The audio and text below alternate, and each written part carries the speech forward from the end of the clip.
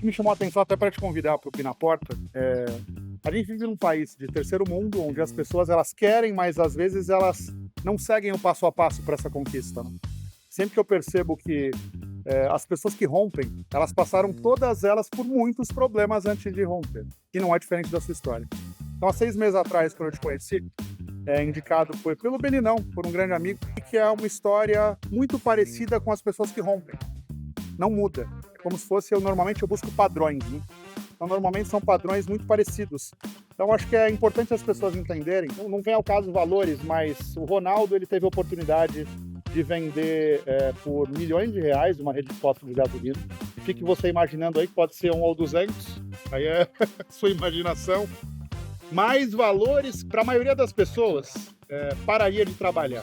Por isso que eu falo, a maioria das pessoas que não vão chegar nesses valores, porque quem chega não para, basicamente isso. Exatamente sobre isso. Novamente... Eu tentei, viu, Marcos? Eu tentei parar. Por acho que 6 meses eu falei assim, não vou mais trabalhar, eu não quero mais isso é muito difícil, eu não quero mais empreender, mas eu falei, não, foram 6 meses que não consegui ficar em casa e voltei rapidamente para o trabalho. E é o que me chamou muito a atenção, porque a história de quem rompe é isso. Porque, no fundo, quando a gente olha lá para trás, eu pego os 2 primeiros Bi na Porta, nós só falamos com pessoas que saíram do zero para conseguir construir fortuna, notoriedade, respeito, empregabilidade. E quando eu vou olhar para isso, todas essas pessoas elas chegam num ponto de não preciso mais trabalhar. Mas aí começam a servir de uma forma diferente. Eu vejo um pouco disso na sua história também. É o que me chamou a atenção, ter você aqui com a gente. A gente vai bater um papo ali no Café Cultura. Vamos lá? Vambora. Vambora?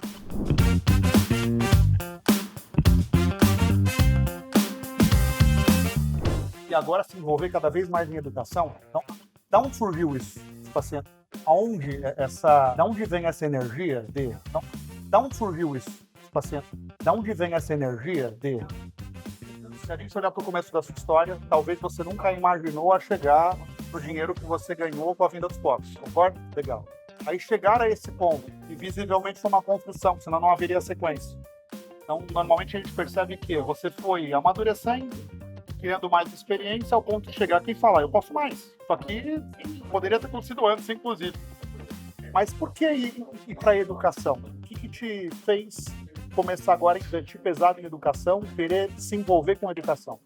Então, para falar de educação, a gente precisa dar um passo atrás. Né? Tem que entender como é que eu chego aos 49 anos de idade, com dinheiro em conta corrente suficiente para não precisar mais trabalhar. Lembrando que o que me trouxe a independência financeira em 2019 foi exatamente as empresas que faliram em 2014. Não é? Isso é um ponto importante que é legal você comentar ao longo da conversa. Que todo mundo imagina que é sair do 1 para o 2, do 2 para o 3. Normalmente é uma história de muita resiliência, né? Que só você sabe que você não desistiu em 2014. Porque provavelmente você tinha muita gente contrária e às vezes até pessoa dentro de casa contrária, normalmente acontece bastante, é uma decisão sua às vezes, de falar, segura que eu vou peitar isso. Como é que foi isso? Desde pequeno, eu digo até hoje, né? Eu não tenho escolhas, né? Eu nunca pude escolher algo para fazer. Desde a escola, ao esporte, aos negócios, eu assumo responsabilidades. Você também é alto, e você deve saber muito bem disso. O jovem, o homem e a mulher, quando eles crescem muito, então a responsabilidade chega muito rápido, né? Então ele tira um pouco dessa opção da gente de querer ser criança, né? Eu não sei o que é ser criança. E eu não estou reclamando aqui, dizendo, eu vou ficar chorando porque eu não fui criança. Não, muito pelo contrário. Só que a responsabilidade chegou muito cedo em mim, não é? Muito cedo eu estava na feira ajudando os meus avós, posteriormente ajudando meu pai e minha mãe, e a responsabilidade chegou muito rapidamente para mim. Então, essa questão de escolha, com relação a tudo que eu fiz até hoje, não foi uma questão de escolha, foi de fazer o que precisava ser feito. E sempre se abriu uma porta nova, né? Eu falo que, vamos ver, mas tipo assim, sempre que você faz o que precisa ser feito, mas faz com intensidade e com, principalmente, envolvimento, com intenção correta. A tendência é que você vai abrir uma nova porta que você não sabia quando você começou essa série. O movimento tem que ser esse. O movimento tem que ser esse. Tem que ser um movimento correto. Um movimento intencional de boas intenções. O que você vai fazer independe se você vai ter um pet shop, se você vai ser um médico, um advogado ou dono de uma rede de postos de gasolina. Não importa o que você vai fazer. Você tem que ter a boa intenção. Eu, com muita sinceridade, nunca planejei absolutamente nada do que eu tenho hoje. E assim, mas então você pode dizer assim, então você chegou por acaso? Não foi por acaso. Não tem absolutamente nada por acaso. Eu acho que as coisas estão acontecendo porque você diz muito bem, as portas vão se abrindo. Então, em 2014, eu entro nos postos de gasolina em 2008. Desde o início da minha gestão, já era uma gestão que certamente era sabido que não ia dar certo. Porque eu administrava os postos de gasolina sem prestar atenção em uma série de coisas que não fazia sentido, mas mesmo assim eu mantinha. Por conta de ego, de vaidade, de questões pessoais. E uma empresa hoje, ela pode ser administrada por questões pessoais. Não. Ela tem que ser administrada com métodos, com disciplina, com organização. Se não tiver isso com planejamento, com pesquisa, com dados, se você não tiver isso hoje dentro de uma empresa, ela vai sucumbir. Mas eu não sabia, de verdade eu não sabia. Eu achava que era só tocar, por se tratar de um commodity e que supostamente seria uma renda recorrente, eu estava seguro. E muito pelo contrário, não estava nada seguro não. Vai chegar 2008, tá com quantos anos hoje ou não? 55 anos de idade. Tá falando de 18 anos atrás, você estava com 37. 37. Então, até os 37 anos de idade, quem era o Ronaldo até os postos? Ah, ok, muito bom. Você trabalhava ainda na feira? Não, calma lá. Não? Calma lá. Adoro falar sobre isso. E é interessante. Coisa importante. Lembra que eu falei para vocês no começo do nosso papo? Que as histórias são muito parecidas. Eu entendi um padrão de rompimento. E esse padrão, normalmente, é um ciclo da etapa.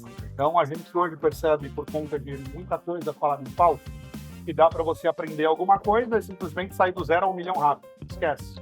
É mentira. Não é tão simples assim. Então, uma coisa que eu falo bastante para todas as pessoas que estão comigo vai do ponto 1 para o 2, do 2 para o 3, do 3 para o 4, e novas portas vão se abrindo conforme você cumpre o objetivo primário. Não é diferente na sua vida. Então, novamente, você ia cumprindo com intensidade algo e se abriu uma nova porta. Cumpria com intensidade algo, o objetivo correto, e se abriu uma nova porta. Hoje eu tenho mais clareza, Marcos. Hoje eu tenho mais clareza quando eu entendo que essas portas se abrem. Por que eu entendo sobre isso?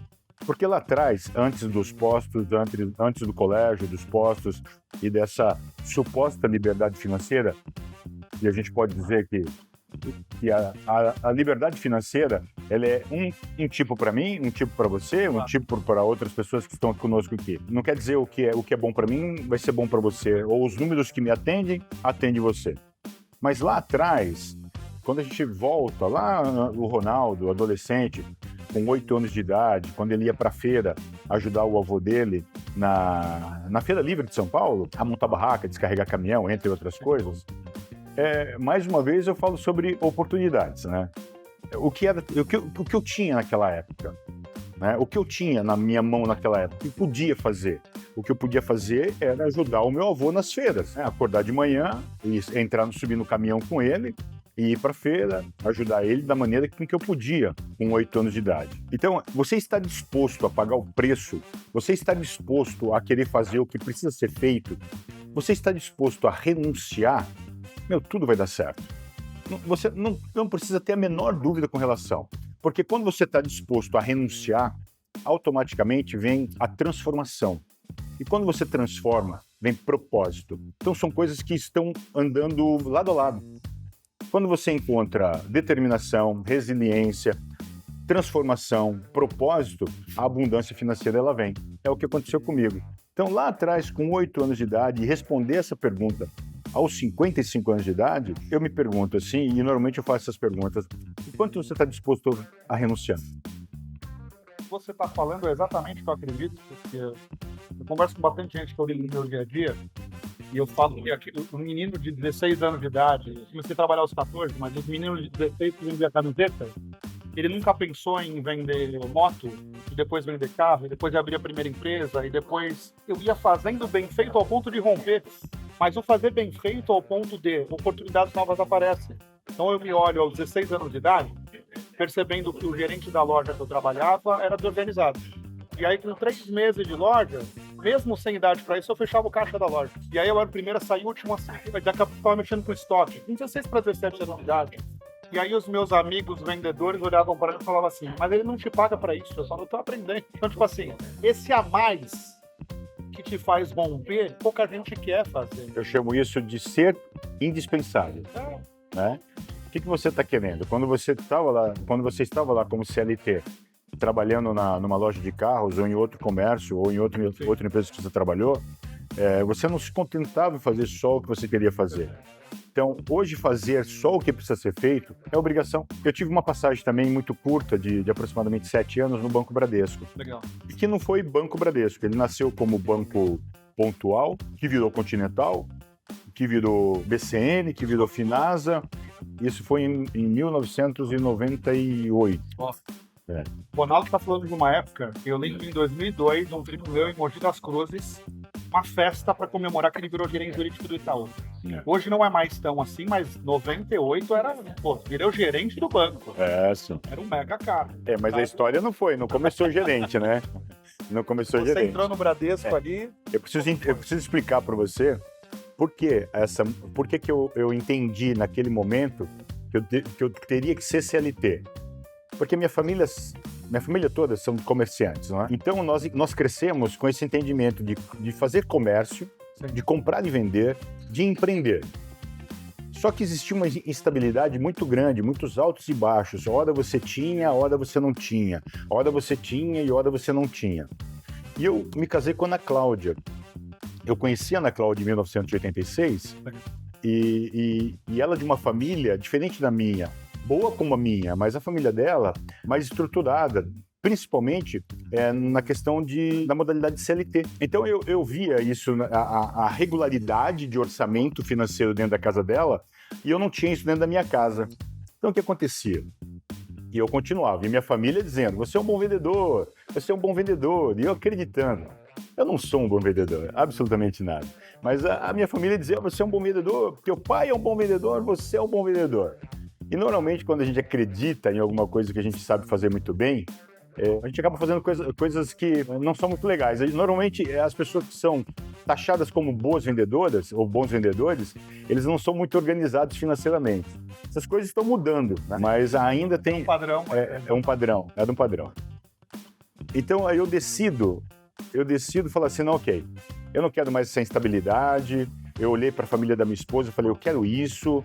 Eu quero ser um CLT, aí eu peço uma oportunidade para o pai dela prontamente me ajuda e eu vou trabalhar dentro do banco. E fico lá 7 anos. E o banco, ele me ensinou, ele me trouxe, lembrando mais uma vez, sem planejamento. Eu só achei que naquele momento eu não tinha que empreender mais e que eu tinha que ser funcionário. E aí eu movimento todo o meu ciclo de network, peço para o meu sogro me ajudar, ele me ajuda e eu vou trabalhar no banco. Normal, esse alto e baixo, né? Mais uma história também que se complementa, porque a pessoa acha, eu abri uma empresa porque me falaram que eu deveria abrir uma empresa e a pessoa não está pronta para ser empreendedora. E aí automaticamente depois ela não dá espaço para trás que seria necessário para ela aprender melhor. Então, o que você está trazendo também é um padrão que vai se repetindo. Você percebeu na sua esposa, você conheceu ela aos 15 anos de idade, é isso? 16 anos de idade. 16 anos de idade, vamos completar 40 anos agora. 39 anos juntos. 39 anos juntos. Então você percebeu na família da sua esposa algo que não quer dizer que ele não gostava da família dele. Não. Quer dizer que ele percebeu um padrão, as pessoas misturam. Quer dizer que ele percebeu um padrão, opa, eu gostei disso. Eu acredito que se eu me organizar melhor, eu vou conseguir ter conquistas mais, eu não vou dizer mais simples, mas talvez uma vida, te passava um ar de uma vida mais segura, estável. Estável, segurança, Exatamente. Normalmente, quando uma pessoa casa e ela tem filhos, ela já busca a segurança, né? Busca casa, busca a família, busca filhos, busca uma série de coisas. Mas eu quero dar um passo atrás para falar do que eu estava falando sobre ser indispensável. Sim.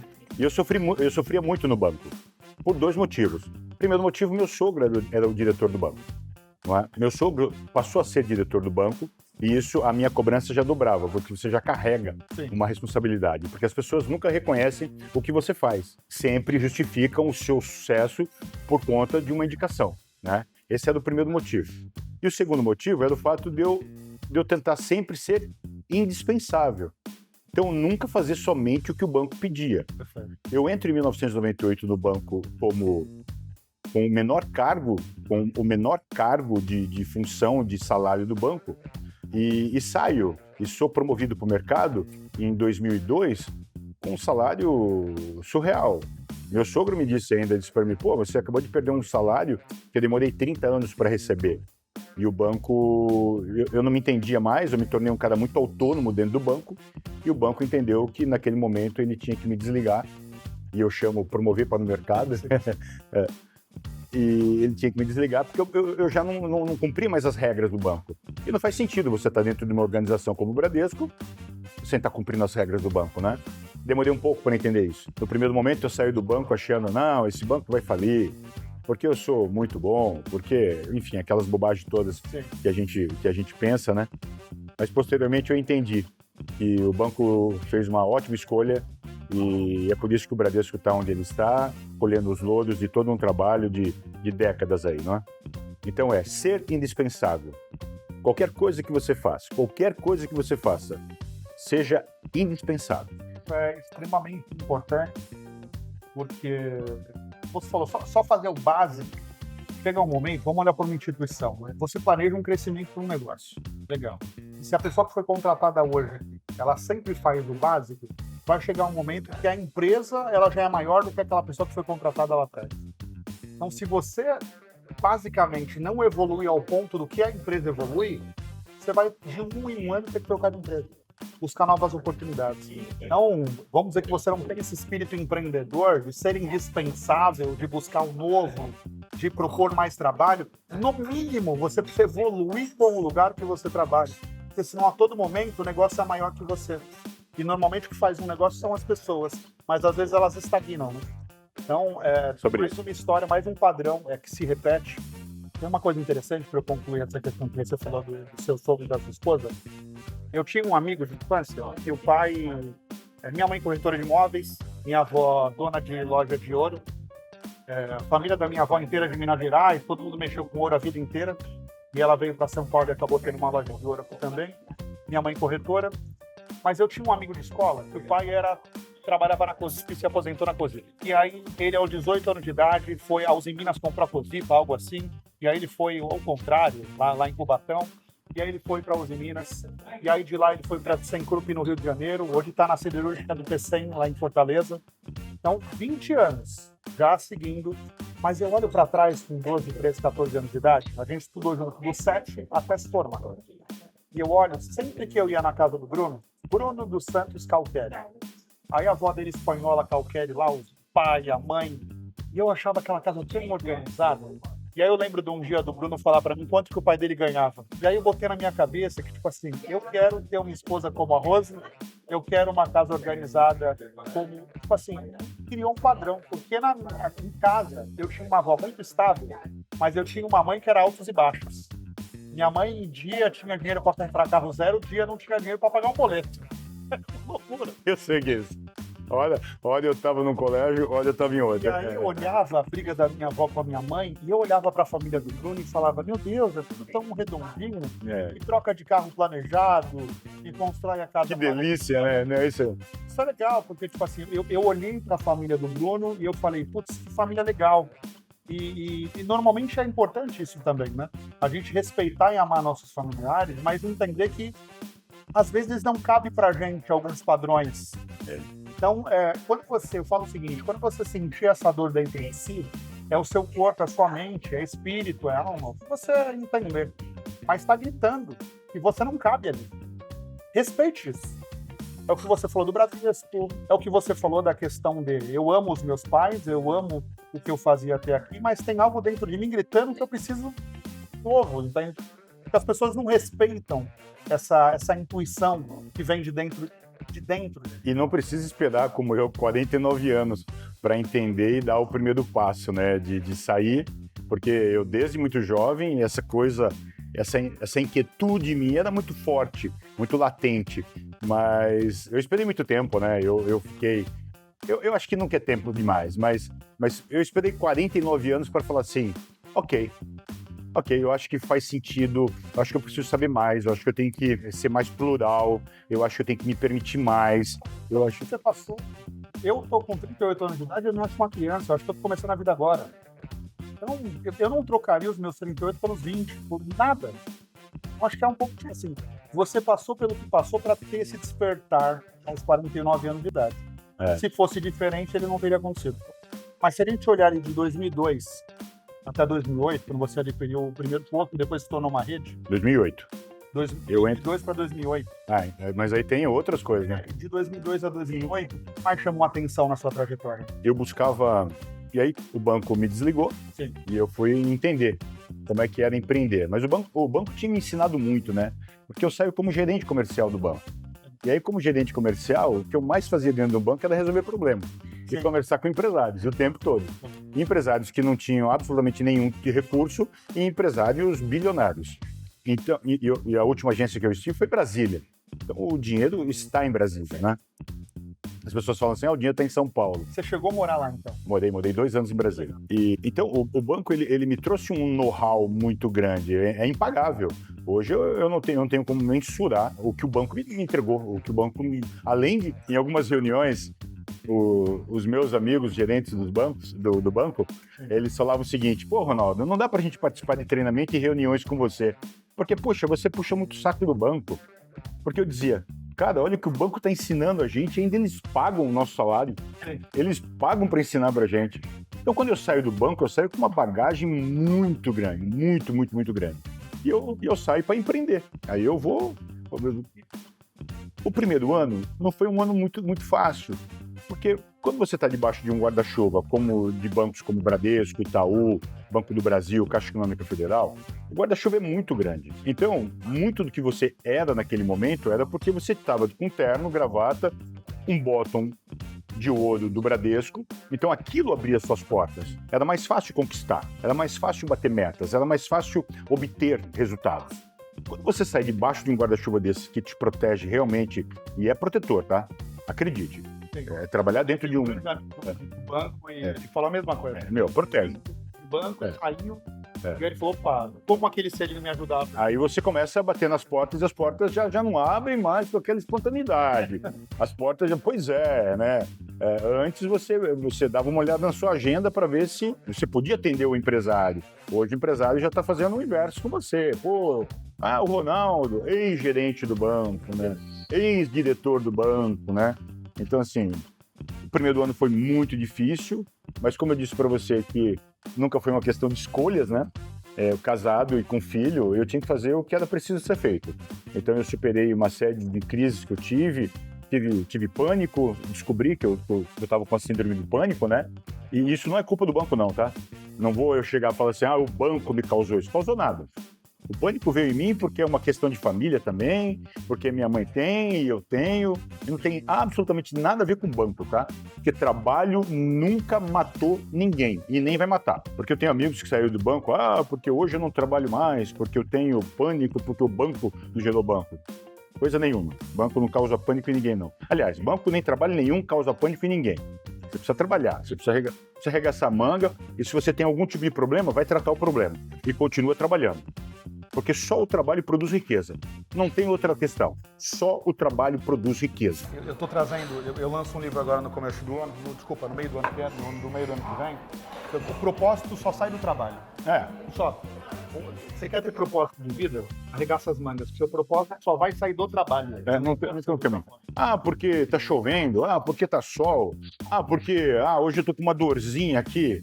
Amigo, entra na fila. Boa sorte para você. Tá? Tem milhões de pessoas com dorzinha também. E tem muita gente trabalhando na chuva e no sol e no frio. Então... Vai saindo 2002 a 2008. Chama mais atenção assim na sua trajetória. A inquietude. Eu sempre fui inquieto, mas eu não sabia buscar o que era. Então eu saí do banco, eu fui representar um banco. Aí eu deixei de ser bancário e passei a ser banqueiro. Aí eu abri uma loja de automóveis, aí eu abri um pet shopping, Então eu abri, o que mais que eu fiz? Eu acho que rapidamente, devo estar esquecendo certamente de alguma coisa. Mas eu fiz muitas coisas, mas eu tinha uma inquietude dentro de mim e eu não sabia o que era. E essa inquietude, por algum momento, ela se acalmou quando eu entendi que eu deveria buscar algo que me trouxesse uma renda recorrente. Legal. Essa inquietude não é que parou em mim. Continuei com as borboletas, meu interno borbulhando, e é assim que ele está agora, nesse exato momento, não é? Borbulhando, querendo fazer, querendo gerar. Então eu pensei assim, junto com a Ana Cláudia, olha, vamos fazer o seguinte, olha, combustível, avaliamos algumas questões, posto de gasolina, olhamos, nós não tínhamos a menor ideia do que estávamos fazendo. Nós não fazíamos a menor ideia na roubada que a gente ia se meter. Mas Para você entrar nessa fase de esporte agora em 2008, a gente falou um pouco da Ana Cláudia. Ana Cláudia. Mas até para você poder ser esse cara que joga e vai para cima e rompe, foi importante que você falou lá no começo, ela é uma grande base para você, é isso? Ela é tudo para mim.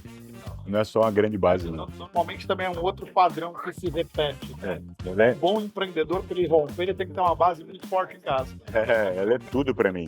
E assim, é dentro e fora de casa. Legal. Porque ela conseguia, ao mesmo tempo, ela também foi funcionária do banco. Ela trabalhou 17 anos no Bradesco. Ela ficou mais tempo do que eu. Ela ficou 9 anos mais do que eu, 10 anos mais do que eu. Muito mais regular, né? Sim. Porque ela tinha uma base muito forte. Pai com 40 e tantos anos de banco, irmão. Então ela tinha essa base. Então, Ana na minha vida, ela vem como um anjo. Mais do que um anjo. Ela vem porque além dela sempre cuidar de casa, ela trabalhou fora e me apoiou. Veja como a capacidade, né, das mulheres, né? Então a Ana cuidava de casa, trabalhava e me apoiava. E fazia isso sem reclamar. Fazia isso com uma simplicidade, naturalidade sem tamanho. Então ela dizia para mim, faz. Talvez já com a leitura de se esse cara romper... Talvez ela já tinha um olhar que nem você tinha sobre você, tá? Eu brinco com ela sobre isso. É muito engraçado. É engraçado, vamos dizer sério, né? Porque eu digo pra ela assim, nós nos conhecemos, eu tinha 17 e ela 16. Sim. Eu sou um ano mais velho do que ela. Eu sou de 70 e ela é de 71. Eu falo, Ana, o que você viu em mim? Porque assim, era um cara um feirante, atleta, eu jogava basquete nessa época, eu estudava muito pouco, mas me dedicava muito ao esporte e ao trabalho. Mas realmente eu não tinha um gatinho para puxar pelo rabo e um passarinho para dar água. Mas era um cara assim desprovido de um futuro gigante. E ela olha em mim, ela resolve acreditar. E eu brinco com ela até hoje, mulher do céu, o que você viu em mim, né, para acreditar? E ela é linda, né? Ela é uma lady, ela é uma boneca.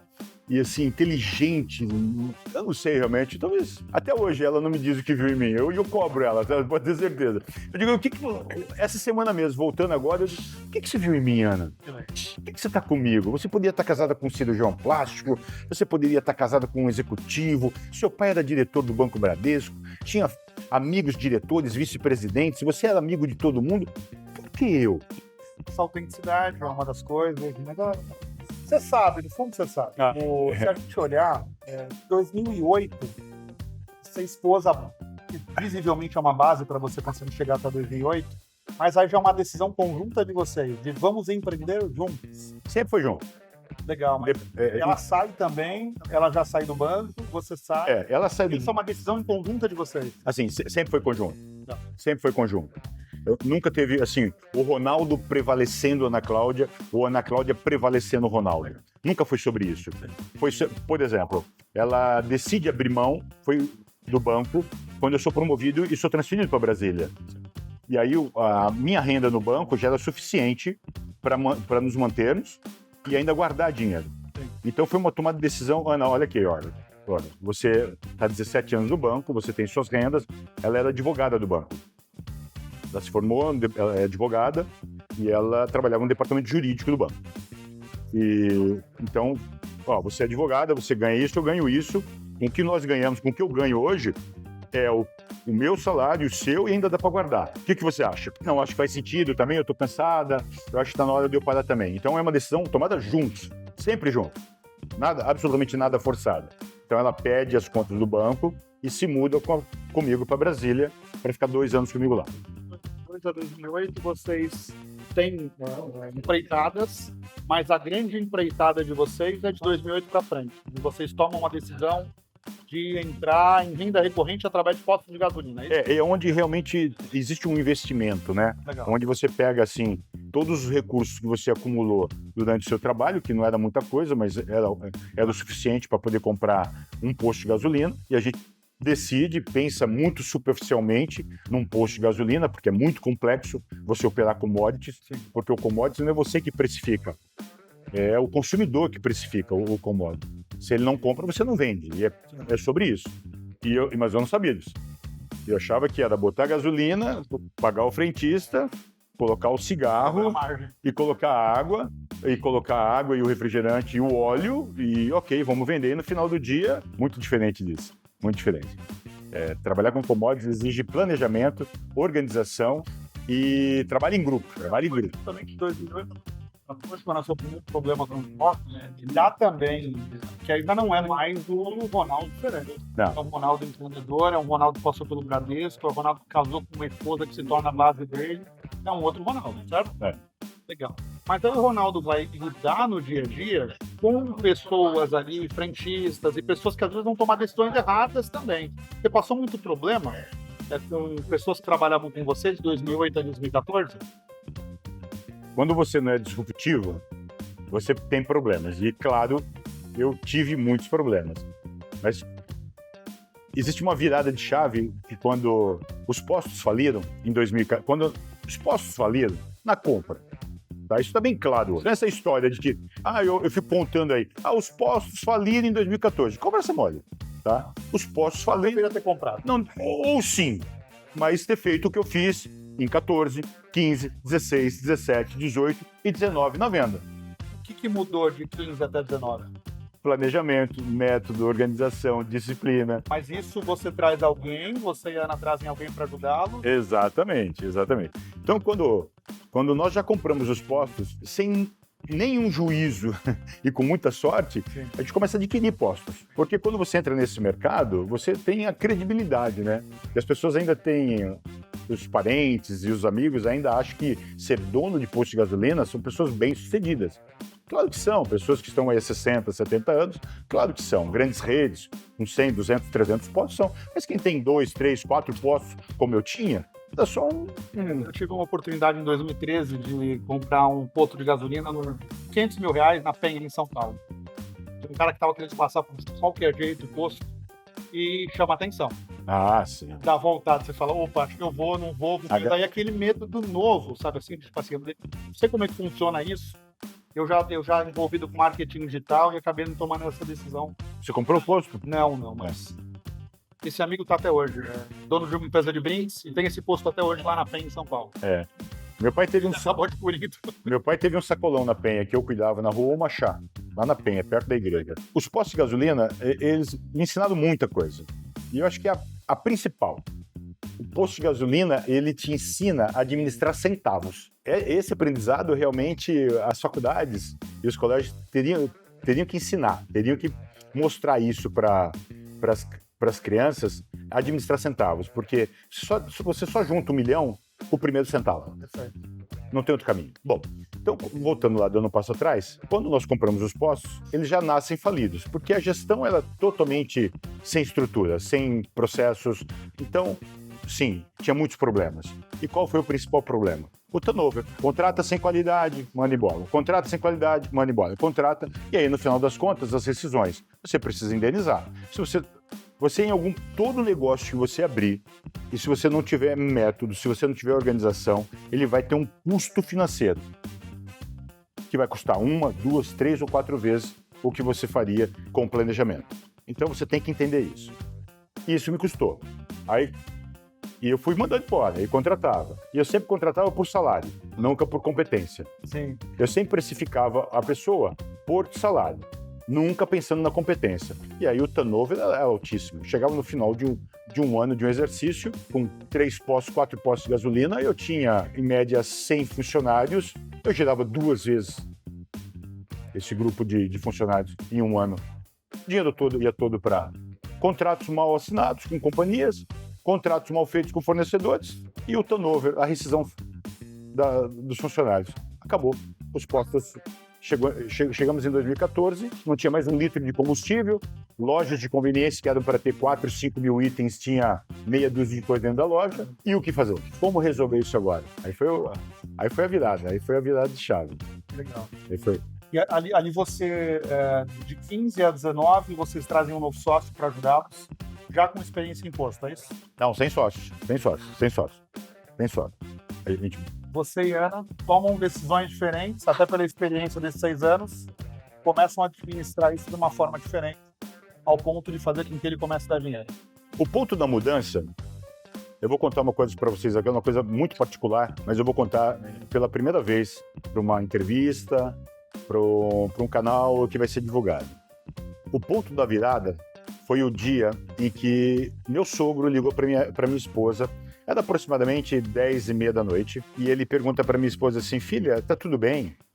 E eu do lado. Aí ela, para não preocupar, o pai não estava absolutamente nada bem, nós não tínhamos combustível, não tínhamos dinheiro, não pagávamos os nossos funcionários, tampouco os nossos fornecedores. Aí o pai dela diz assim: filha, sabe por que eu tô te ligando? O pai dela estava nos Estados Unidos. É porque o papai foi abrir a conta e teve um saque na conta do papai.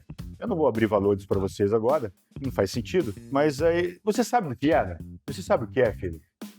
Nesse movimento do empresário otimista, ser um grande defeito do empresário brasileiro, de ser otimista e achar que está fazendo um monte de coisas erradas e que no dia seguinte ele vai acordar e as coisas vão dar certo, eu pedi para que ele fosse avalista, meu avalista numa operação de crédito. Ele sabia que ia dar errado, mas mesmo assim, para me honrar, ele nunca me desonrou, ele foi lá e assinou, né, como avalista. Por que, pai? Não, porque o papai foi olhar a conta e aí saiu um volume de dinheiro da conta do papai, foi retirado, foi sacado. Você sabe o que é? Ele sabia, Marcos, o que era. Sim. Ele tinha 43 anos de banco. Ele sabia o que era. Aí quando a Ana falou isso, ela chorou muito, chorou. Aquele momento foi, cara, eu já não tô... Só fazer diferente. Cara, isso não faz mais sentido pra gente. Já não é mais sobre eu e a Ana Cláudia. A gente já tá fazendo mal para terceiros. E para terceiros que trabalharam a vida toda. Só querem fazer o bem para você. E só fizeram bem, generosos. O pai e a mãe da Ana Cláudia, os irmãos dela, pessoas extremamente generosos conosco. Sempre abrindo as portas para mim, me respeitado. O pai delas sempre fazendo de tudo pra gente, sabe? Pros netos, pros filhos, pra mim. Eu falei, gente, não é possível, não é justo isso, não é justo. Aí nós paramos, eu falei pra Ana Cláudia assim, ó, a gente vai mudar esse jogo. Eu vou pra dentro dos postos de gasolina, eu vou entender o que tá acontecendo, nós vamos virar esse jogo. E aí foi isso que aconteceu, nós fomos para dentro do posto de gasolina, trabalhando 16 horas por dia, sem parar, mas trabalhando muito, estudando muito, e muita organização e planejando muito, entendendo onde os erros estavam acontecendo e corrigindo erro por erro. Me trouxe a escrever um livro por 3 anos chamado Poder dos Recomeços.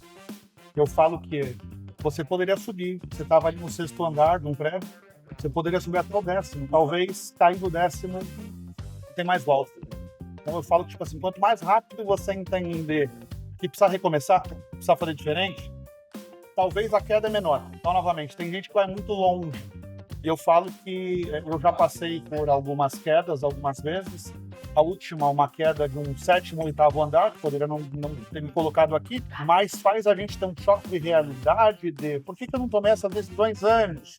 Sabe assim, de olhar, é muito parecido as histórias. Eu ter quase 200 colaboradores trabalhando comigo, passar por crises e tudo mais, e falar, estava na cara algumas decisões que eram para ser tomadas, mas a gente acaba não tomando. Então, mas no livro eu trago isso de forma muito clara. É necessário esse ponto de recomeço. Por isso que eu olho para trás e não mudaria uma vírgula. Esse Ronaldo que despertou, ele despertou também por conta desse problema. Sim. Então você estava colapsado naquela vida. Sim. Não fazia sentido continuar fazendo aquilo e com aquele otimismo todo, o otimismo todo, achando que no dia seguinte as coisas iam melhorar, e realmente não iam melhorar.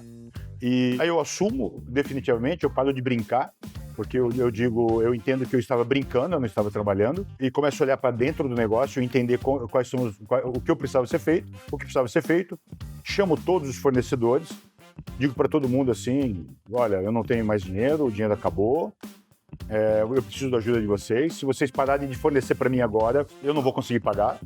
Eu entendo que esse negócio é um negócio lucrativo, eu entendo que com muita organização e com algum tempo eu consigo pagar todo mundo, Legal. mas eu preciso da mercadoria. 98% das pessoas continuaram me servindo e eu pagando semanalmente, além da mercadoria que eu comprava, eu pagava um pouco do que eu estava devendo. Sim. E acreditem, isso...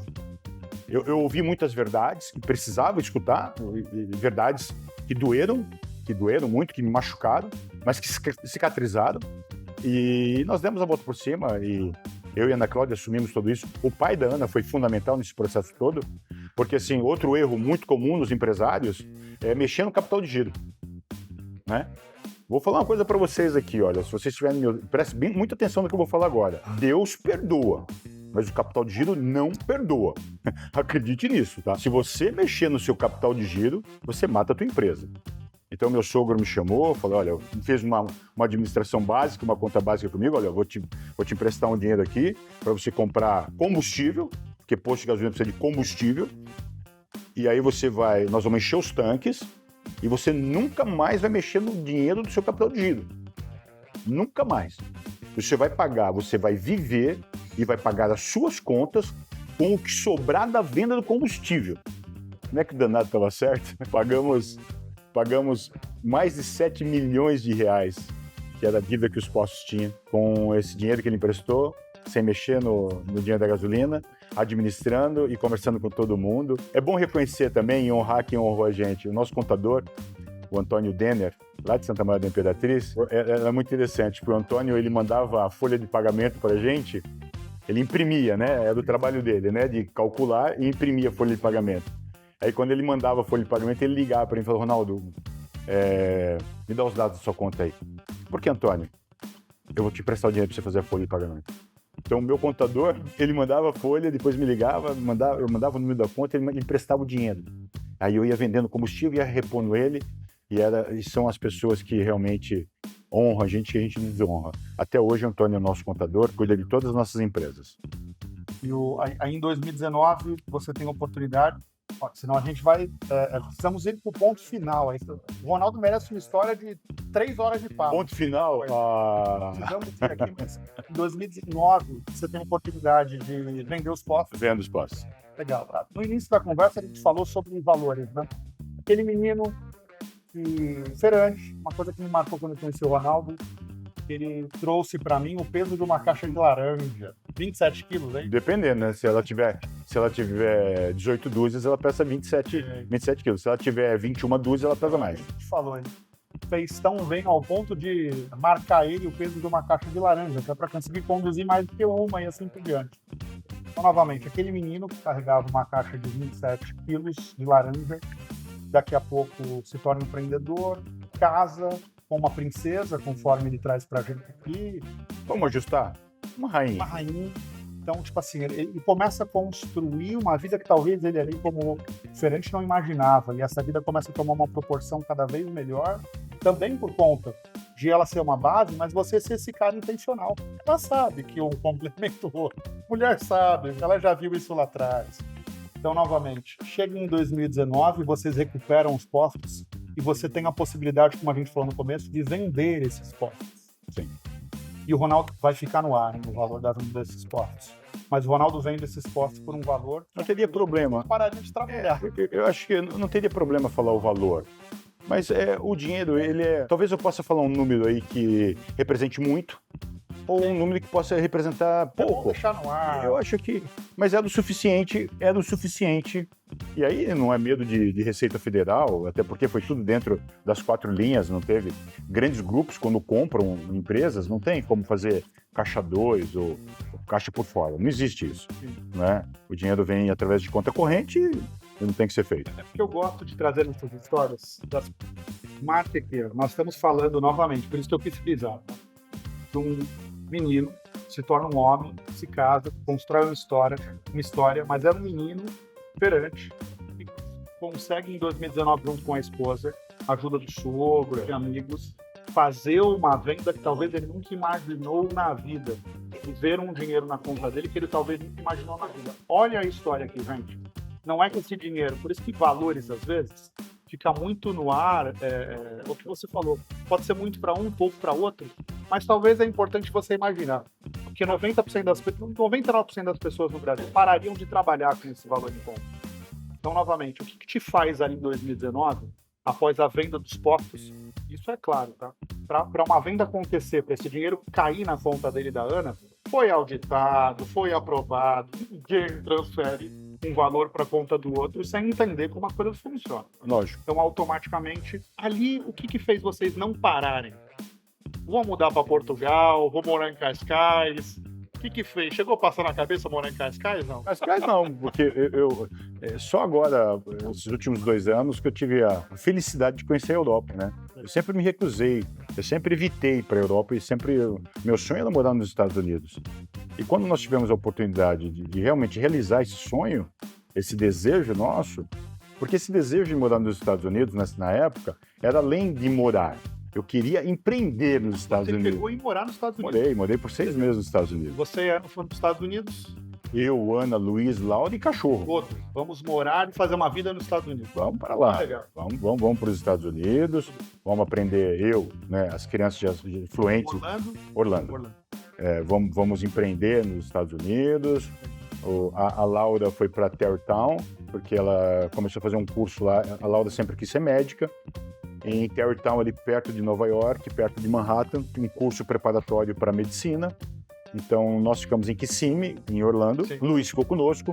Luiz formado em educação física e eu com dupla cidadania. Falei, é hora de investir com passaporte italiano, o valor de investimento é menor, tem menos burocracia do que o passaporte brasileiro. Eu falei, então tá bom. Só que nós chegamos lá em outubro de 2019, né? Eu não preciso contar mais nada, né? Janeiro, lockdown, pandemia.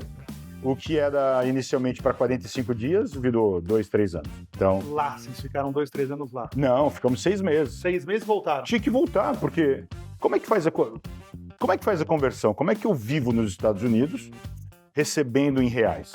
É impossível. O dólar na pandemia bateu R$7. Mas aí a gente tem duas coisas aqui, né? Essa questão de viver também de forma intencional, e romper, errar e acertar, te fez tomar uma decisão que se você tivesse tomado 7, 8 meses depois, talvez você não teria vendido os postos. Eu descubro isso, que eu não deveria ter vendido os postos, quando eu volto para o Brasil tentar recomprar os postos, com o mesmo dinheiro, já não comprava mais. É sempre assim. Se faz ativo. É sempre assim, né? Quando você vende uma casa e você acha que, nossa, agora eu vendi. Não, mas olha, essa casa, esse carro, essa casa, Vendi bem. eu fiz a melhor venda do mundo, né? Aí você pega o mesmo dinheiro e tenta recomprar. Não compra. Não compra. E principalmente na pandemia, que o posto de gasolina se tornou os principais impostos. Não comprava. Não comprava um. Eu vendi 4 e não comprava um. O mesmo dinheiro. Mas Vocês voltam, pandemia, acho que. aí ficamos 6 meses nos Estados Unidos e começa a ficar muito caro. Porque você pega as suas receitas no Brasil e começa a converter para poder viver nos Estados Unidos. Eu cheguei a pegar 13, um dólar a 2,35. Ó, que beleza. Eu fiquei 15 dias em Miami e peguei o dólar a 2,35. 2018, 2019, eu fui outras vezes, mas já mais alto. Quanto que estava o dólar nessa época? Bateu 7. Bateu 7. Bateu 7. Que loucura. E olha Você ia que queimar o dinheiro. não existia Tem que aplicação. voltar. Eu falei, Ana, o dinheiro vai acabar. Ia no supermercado, um pacote de arroz custava $15. 5 quilos de arroz. E como é que o brasileiro fica sem comer arroz? Não dá pra ficar só de nuggets. Então, eu falei, Ana, viu quanto custou esse pacote de arroz? Nossa senhora, é hora de voltar. Então nós conseguimos o nosso retorno. Foi um pouco difícil, porque nós fomos com um cachorro, e para voltar com o cachorro tinha que ter licença, uma série de coisas. Aí também tinha que trazer a Laura de Tarrytown, que a Laura não queria vir. O epicentro da pandemia foi em Nova York, foi em Manhattan, e a Laura passava todos os finais de semana em Manhattan. Ela pegava um trem e ela estava em Manhattan. Aí conseguimos lá ajustar e pegamos um voo e voltamos para o Brasil. Chega no Brasil, o que nós vamos fazer? Vamos via de rendimento? Não pode, já tinha consumido uma parte do dinheiro. Porque não é barato você viajar para os Estados Unidos, ficar 6 meses lá. Morar não é barato, né? Foram alguns $1.000 que foram nesse negócio, nesse rolê. Então, quando eu volto, eu tento comprar os postos novos, já não consegue, já não tinha mais posto à venda. Então, o que eu penso em fazer? Falei, eu vou prestar assessoria. Eu vou falar para as empresas, olha, na simplicidade, não consuma o capital de giro, não faça isso, não faça isso. Aí, inicialmente, eu começo a fazer isso na pandemia, de graça, começa a dar certo. Aquele ensinamento básico que meu sogro me deu, eu começo a replicar isso, de graça. Aí começou a dar certo, por isso que eu digo, né? Não brinquem com o capital de giro, não mexam no capital de giro. Aí começa a dar certo, aí um amigo começa a indicar outro, que começa a indicar outro, e eu resolvo cobrar. E começo a receber para fazer isso, e as pessoas começam a pagar para me ouvir. Eu falei, opa, isso está fazendo sentido. Aí eu já me auto-intitulei como mentor, consultor. Inicialmente ele nasce como um consultor. Você tem know-how para poder passar isso para frente. E aí, o que eu fazia? Eu chegava nas empresas que estavam passando pelo que eu passei e que tinham cometido os mesmos erros que eu tinha cometido. Eu digo para as pessoas, tá errado isso aí. Vamos chamar todo mundo, vamos renegociar com todo mundo. Não, mas as pessoas não vão querer. Vão querer sim, pode ter certeza. Vem aqui, chama todo mundo. Bota todos os credores aqui, vamos conversar com todo mundo. E começou a dar certo. O que eu fiz nos postos começou a dar certo para Maria, para o Antônio, para a Tereza, para o Joaquim, e as pessoas começaram a me pagar. Foi quando eu chego no colégio. Contratado. Chego no colégio. Olha que história legal. Então você chega no colégio como mentor. Consultor administrativo e financeiro. Para ajudar a reestruturar. Exatamente. A Ana contigo nisso? Não, ela nem sabia. Não, ela sabia do contrato. Sim. Que ela como advogada, ela que tratava dos contratos de monetização, da nossa monetização. Então eu chego no colégio como um consultor. Para fazer o quê? Para aplicar o que eu tinha feito dos postos. Sim. Gente, tudo bem, devemos... Vamos pagar todo mundo, mas agora não dá, eu preciso da tua ajuda, vamos renegociar, vamos pactuar, olha, segura aqui, congela aqui, vem para cá, olha, eu preciso de fluxo. Fazer isso.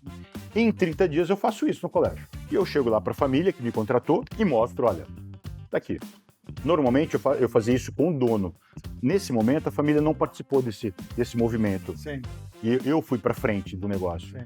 A família da educação, é uma família muito tradicional de educação que achava que isso não era possível acontecer. Sim. Quando eu disse, não, dá para fazer sim. Eles não acreditavam, porque sempre eles resolveram todos os problemas com dinheiro. Sim. Então eles entendiam que eles só recuperariam aquele colégio se alguém colocasse muito dinheiro. Dinheiro que resolve o problema. Não, dinheiro nunca vai ser problema, eu dizia. As pessoas falavam, esse cara é louco. Você é maluco, como dinheiro não? A solução de tudo é pro dinheiro. Não é. Não é. O dinheiro não é o problema. Então eu vou para frente do colégio com esse contrato, nesse mútuo com eles, chamo todos os fornecedores, chamo todos os colaboradores, tenho todo o layout, toda a visão clara do que precisa ser feito e eu procuro a família e digo, olha, tá aqui, inicialmente a gente só precisa de um pouquinho de dinheiro aqui para sanar uma ação de despejo, porque o colégio estava num processo de ação de despejo. Olha, tem uma ação do sindicato, vocês nunca pagaram imposto, né? Nunca tinham recolhido absolutamente nada de imposto. Então, o sindicato estava movendo uma ação. Então, olha, precisamos de um pouco de dinheiro. Nós não temos isso. Nós não podemos. E outra coisa, nós não temos nem dinheiro nem para pagar você. Amigão, hein? Tá bom, beleza. Eu vou embora, preocupado como eu vou contar para minha esposa que eu fiquei 30 dias em São José do Rio Preto, 1.300 quilômetros longe da minha casa, bancando comida, hotel, roupa, meu bolso. Sim. A minha preocupação naquele momento era essa. Como é que eu ligo para Ana Cláudia e digo para ela que a gente tinha sido enganado? Porque você fala assim, Ronaldo, mas você tinha contrato assinado, não tinha? Tinha. Mas aí é litígio, honorário, execução, sabe, todo aquele processo cansativo.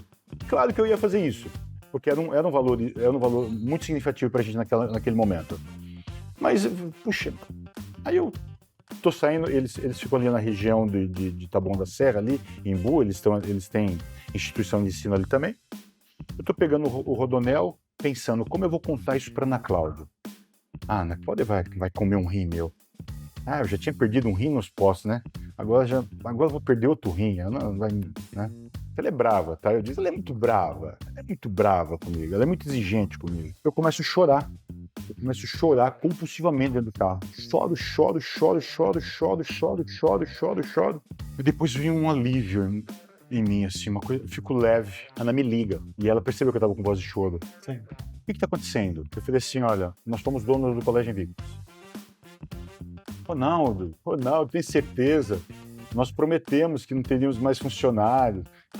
As suas consultorias estão dando tão certo. As pessoas estão te pagando para te ouvir. Você vai começar a palestrar. As pessoas querem ouvir você falar. Estão pagando. Você não precisa de funcionário mais. Você não precisa mais de colaborador.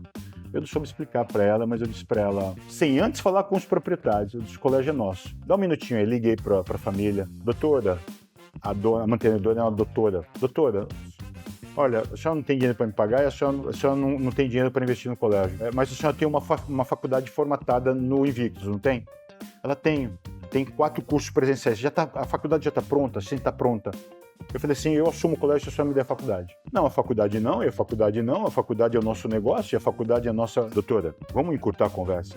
Vocês devem X hoje, não conseguem fazer, devem para mim, eu estou assumindo essa dívida, eu estou assumindo toda a sucumbência, tá?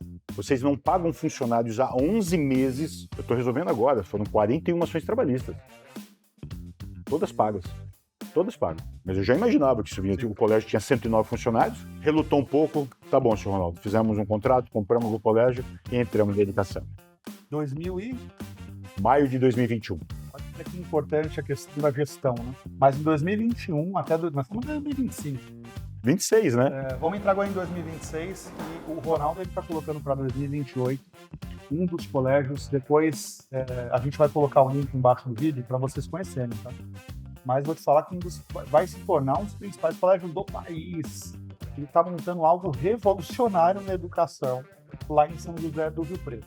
Então, olha só, de um colégio falido e para você, na volta para sua esposa para casa, até por respeito a ela, por tudo que vocês construíram junto, como é que eu vou falar para ela que já acabei de me tornar mentor e já, talvez, quarta, quinta, sexta consultoria, já me acontece um problema desse? Era sexta. E automaticamente, de novo, vem a ideia de eu vou fazer uma proposta de compra nesse colégio, até para não decepcionar a sua esposa. Importante, eu escutando você falar isso, como é forte ela na sua vida. Porque esse sentimento de eu não quero decepcionar a minha esposa, eu quero que ela tenha orgulho do que eu faço. É sobre isso. Provavelmente te impulsionou uma tomada de decisão extremamente assertiva. Porque hoje a gente está falando de um grande colégio, lá em São José do Rio Preto, que vai para uma nova fase agora, extremamente importante. Como eu falei, eu compartilho o vídeo de baixo. Então, de 2021 a colégios fechados, certo? O colégio tinha 134 alunos. Um colégio para 800 alunos tinha 134. Eu tinha quase a mesma quantidade de alunos que eu tinha de funcionários no colégio. Eu tinha 109 funcionários. 109 colaboradores no colégio com 134 alunos. Hoje tem quantos? 505 alunos. E indo para 600. Fase 2.000 alunos. 2.000 alunos num colégio revolucionário. O Ronaldo está juntando educação com tecnologia, inteligência artificial, é um mega colégio. O novo colégio, o ticket médio dele é R$ 3.800. Mas é realmente um mega colégio. Pode-se dizer aí que o conceito se torna um colégio com conceito nacional. Provavelmente o Invictus passa a ser um colégio modelo para outros estados, outras cidades. Sem buscar isso. Sem buscar isso. Sem buscar. Olha que interessante isso, né? A ideia inicial, depois que a Ana concorda também e assume essa jornada comigo, essa jornada na educação, nunca quis ter o melhor colégio do Brasil. Sim. Eu nunca pensei em ser disruptivo na educação ou estar recebendo tantos prêmios como receber a comenda de comendador da cidade de São José do Rio Preto, através da educação, recentemente como diplomata civil humanitário, através da educação, não é? São prêmios significativos em que a educação está me proporcionando, mas eu nunca pensei sobre isso. Mas a sua história é a história do brasileiro, porque nós estamos num país de terceiro mundo. A história de 99% das pessoas desse país não é café, cultura e pedra branca. Não é Florianópolis, não é São José do Rio, não é isso. Então, novamente, a gente está saindo de um feirante a um empresário, educador de sucesso. Então, novamente, educação. É a base. Se olhar toda essa construção é educação.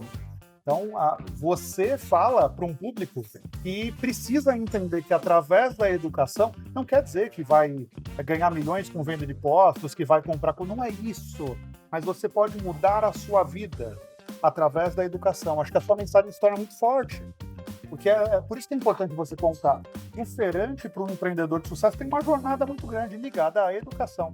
E como eu disse lá no começo da nossa conversa, que só o trabalho produz riqueza, eu digo agora com toda certeza que só a educação transforma. Olha só, então você está falando para mim que aquele cara mão na massa entendeu hoje, você falou no começo da entrevista, que hoje você entendeu de uma forma muito fácil como abrir portas. E talvez a educação, estar no meio da educação, entender que o desenvolver, o formar, o educar, pode abrir porta de uma forma muito mais simples, é isso? O que eu quero dizer é o seguinte, lá atrás eu disse que só o trabalho produz riqueza. E agora eu estou dizendo que só a educação vai tirar o Brasil da onde ele está. Perfeito. Só a educação pode transformar o cidadão. Não existe outro caminho. Eu posso garantir isso para vocês. Porque mudou a minha vida, transformou minha vida e me tornou um cidadão. A educação, agora dentro, como educador. No início, 5 anos atrás, eu dizia que eu não era educador. Hoje eu me considero um educador. E a educação mudou a minha vida em todos os aspectos. Então, não tem outro caminho, a não ser o trabalho, a resiliência e a educação. Você tem que ter esse tripé bem firme para você conseguir ter sucesso na sua vida. Bom, acho que é importante frisar isso, né? Uma pessoa mão na massa, intencional, empreendedora desde cedo. Que a gente tem uma história muito bacana aqui de um cara que vai completar 40 anos de casamento, que tem na esposa sua base, tem na esposa essa questão, essa virada de chave, onde você quer realmente trazer para ela esse Ronaldo, sabe assim? Tipo assim, eu consigo fazer acontecer. É importante a gente ter alguém assim na nossa vida, sabia? Onde você vai olhar e vai falar o seguinte, puta, às vezes vai cansar, mas muitas das vezes que você cansou, por ela você puxava uma forcinha a mais. Você concorda? Então é importante a gente ter essas pessoas perto da gente. Então, às vezes a esposa, às vezes um amigo, às vezes pai e mãe, tem que ter alguém que quando você cansar de verdade, você vai dar aquele gás a mais. Vai fazer o a mais. Então a gente está vendo uma história de um empreendedor de sucesso que está migrando cada vez mais para a educação e com louvor, até pela história construída ao longo desses 40 anos. Tem muito mais coisa para contar. Esse cara que visivelmente constrói, pode ajudar muito, principalmente se envolvendo na educação e principalmente olhando para a própria história. Quantas pessoas que não enxergam uma possibilidade de crescimento através da educação e com um cara como o Ronaldo trazendo isso de uma forma muito mais ampla, podem começar a mudar suas vidas. Muito bom, meu amigo, muito bom. Eu escutei coisas aqui que eu não tinha escutado antes, eu tenho a possibilidade de conhecer você um pouco mais e realmente fico grato por essa entrevista, por nos dar essa entrevista. Realmente. Todo mundo vai adorar assistir, conhecer um pouquinho mais do Ronaldo. Mas eu vou já te cobrar uma segunda oportunidade lá em casa, porque chegamos num tema muito importante que é a educação, né? E a minha fase agora é o que fazer e como fazer para democratizar a educação. Perfeito. O que eu preciso fazer, e já estou me movimentando nesse sentido, ainda não posso dizer, mas em janeiro com certeza vocês vão descobrir. Eu vou ser o primeiro a contar para vocês o movimento que eu estou fazendo aí para democratizar a educação, para entregar para a rede de ensino público o que nós entregamos hoje para os nossos alunos no Colégio Invictus. Mentor, educador, eu acho importante olhar e marido, pai. Então, novamente, é um cara disruptivo que entendeu que está numa nova fase e essa fase é sobre agregar, é sobre trazer para fora, para outros negócios, para outras pessoas, tudo que ele conseguiu superar com a esposa. Eu às vezes me pego perguntando para mim mesmo se eu faria tudo que eu fiz de graça. E a resposta é sim. Então eu quero deixar uma mensagem para quem estiver assistindo essa entrevista agora. Se perguntem, se o que você está fazendo hoje, você faz de graça, você faria de graça, você está no caminho certo. Porque aí vai ter propósito. Quando tem propósito, a abundância vem, com certeza, tá bom? Ronaldão, obrigado. Foi de bola. Conte conosco, tá? Um abraço. Tchau, tchau.